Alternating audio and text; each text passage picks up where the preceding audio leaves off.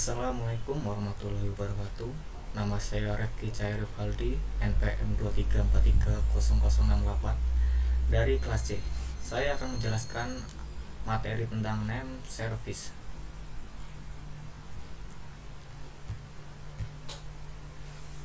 Name service dalam sistem terdistribusi merupakan layanan penamaan yang berfungsi untuk menyimpan naming konteks, yakni kumpulan binding nama dengan objek. Tugasnya untuk meresolve nama. Pengaksesan resolve pada sistem terdistribusi yang memerlukan yang pertama adalah nama resolve, yaitu untuk pemanggilan. Yang dua, alamat lokasi resolve tersebut. Yang ketiga, rute, bagaimana mencapai lokasi tersebut.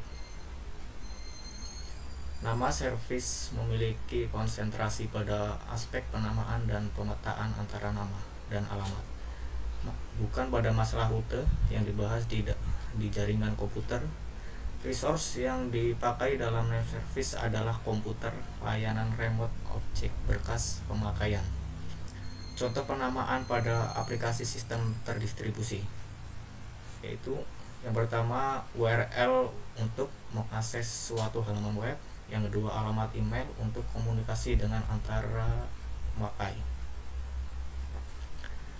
Ya, ini contoh-contoh name service. Yang pertama yaitu DNS atau Domain Name Service, yang berfungsi untuk memetak nama domain ke alamat. Yang kedua, GNS, yaitu Global Name Service, yang berfungsi untuk memetakan global name ke atribut-atribut. Skalabilitas dapat menangani perubahan. Yang ketiga, kali X500 Directory Service, yaitu memetak nama orang ke dalam alamat suatu email dan nomor telepon. 4. Genie Dissolve Service, yaitu mencari objek sesuai dengan atribut yang ada. Inilah gambaran bagaimana cara kerja domain. Yang pertama, ketika user mengakses nama domain melalui browser, server akan menjangkau jaringan server global yang membentuk DNS, yaitu sistem domain. Yang kedua, DNS server akan mencapai alamat IP yang terkait dengan nama domain tersebut.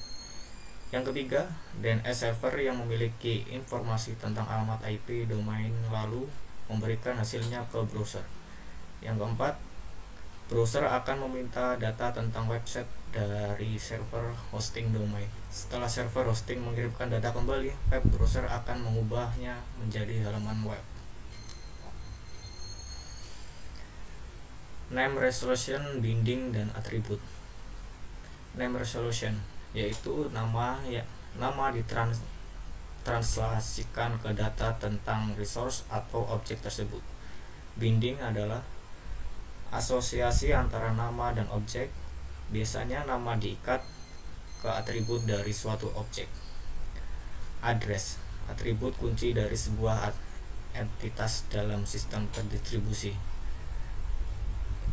Atribut, nilai suatu objek properti. Tujuan penamaan adalah 1.